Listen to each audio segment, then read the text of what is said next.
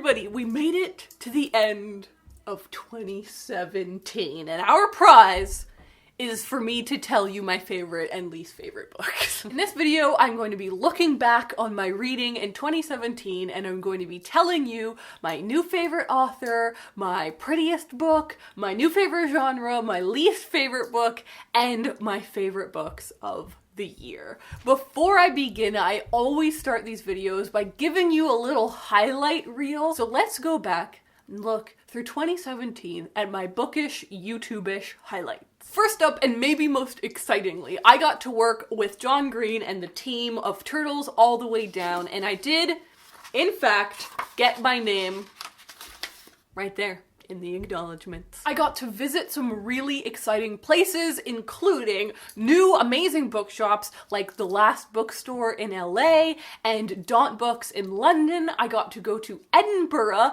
where I visited the graveyard where J.K. Rowling got a bunch of the Harry Potter names, and I saw the cafe where she wrote a bunch of the first books. I also got to visit the new George Orwell statue outside of the BBC, which I absolutely love. This year I made little bookish enamel pins, which I love.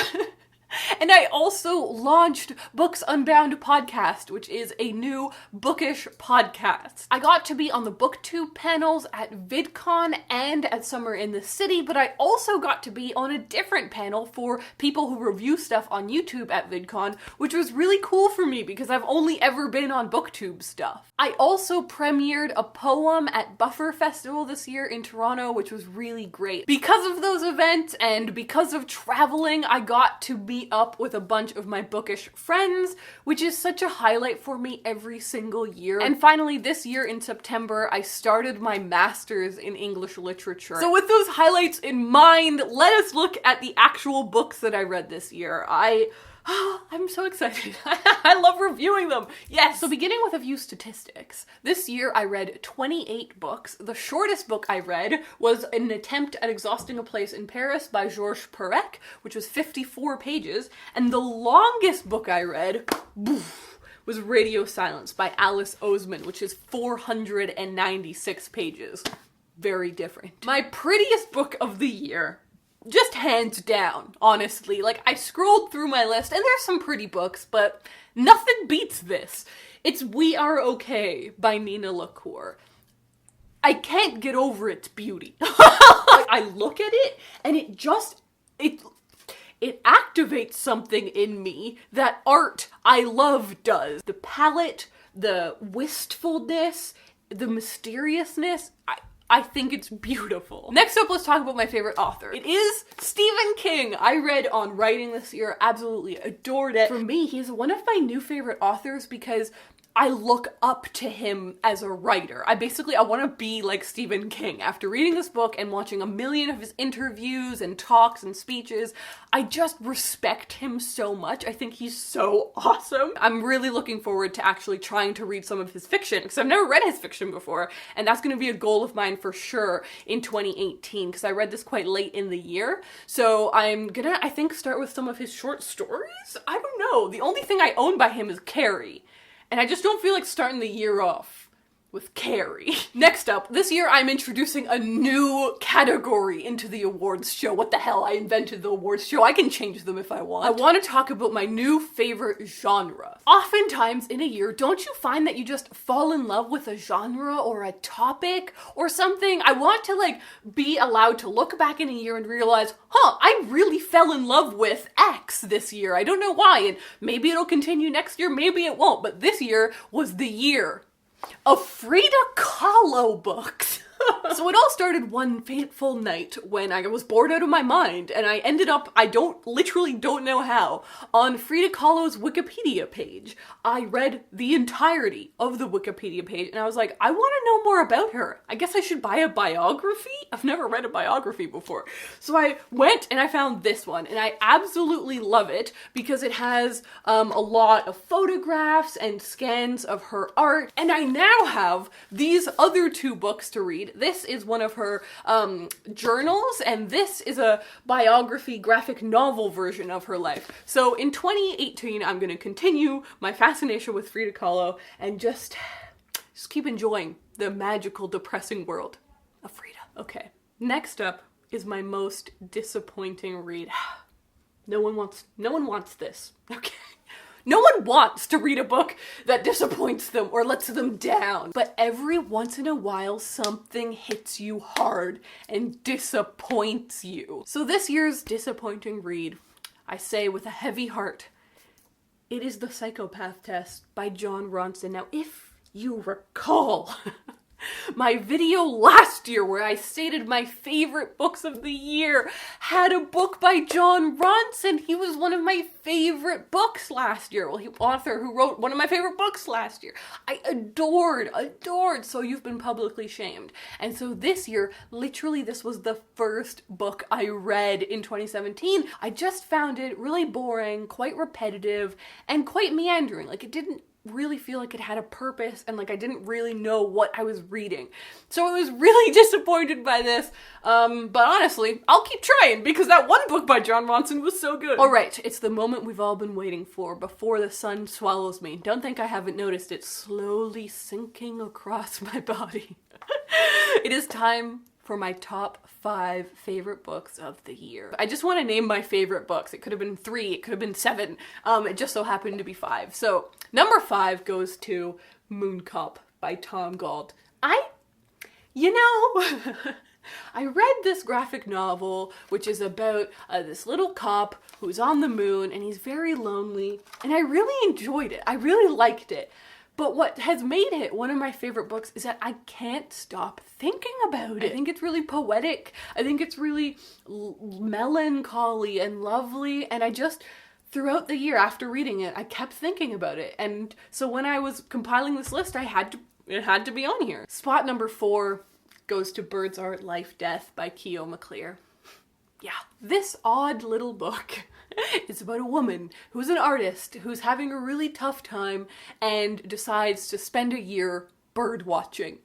That's literally the book. It sounds weird and kind of ridiculous, but it's beautiful and it's thoughtful. It made me really reconsider my life. It's also Canadian, which makes me really happy. I really enjoyed it. I will definitely want to reread this sometime. I'm still thinking about it.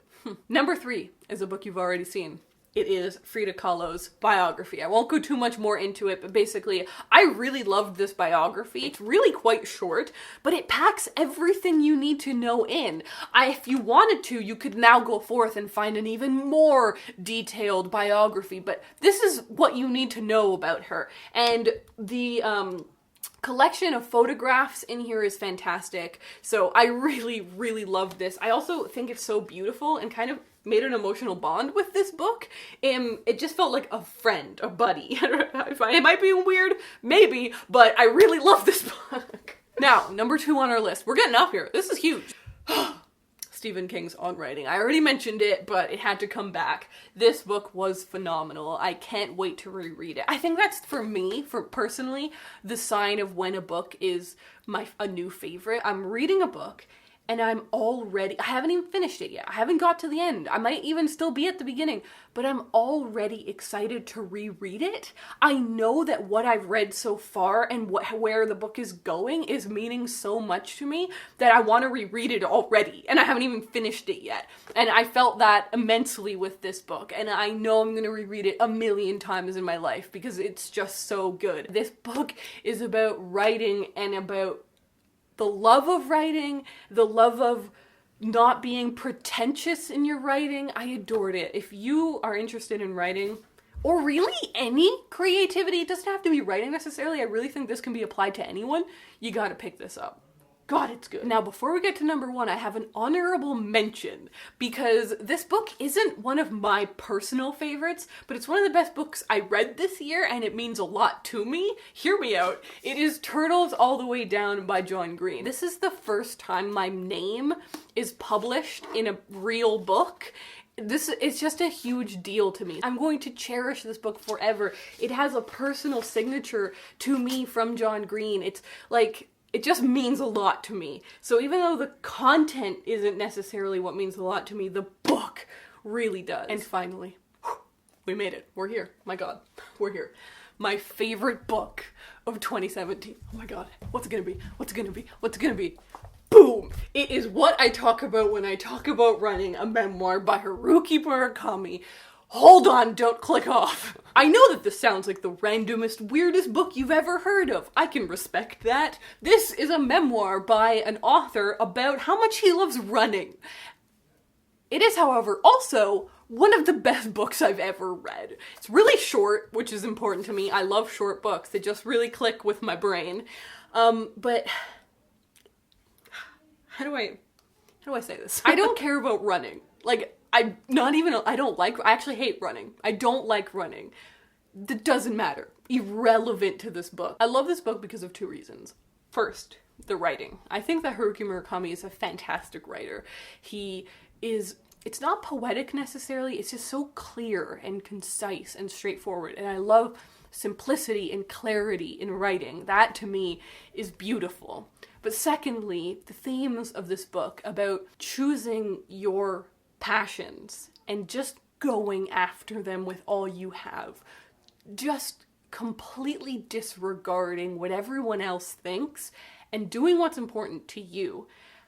That is what this book is about, and that meant a lot to me. It's also hugely about writing, and obviously a theme, like if we look at where the hell did I put on writing, obviously something that is huge to me. So I loved this book, and this book. Honestly, it's a close second, you know, like these two books. I cannot wait to reread them soon. I loved them. And so that was my 2017 reading year in review. Woo! If you're interested in seeing reviews for all of the books that I read this year, there'll be a link down below to my Goodreads page where you can see literally it has like a grid of all the books I read and my reviews and everything. It's fun to check out, and also if you want you can follow me on Goodreads, so I'll link that down below. I also forgot to mention that I bought a typewriter this year and I really wanted to mention that, so. And finally, there's no way to do this anymore on YouTube without it being cheesy because everyone says it, but I genuinely think everyone means it, and so I'm gonna do it anyway. I really want to thank you guys for 2017. So many of the things that I get to accomplish, and I get to enjoy, and I get to just freak out about happened because of you. Please down below, let me know what was your favorite book of 2017, and I'll see you guys next year. Bye!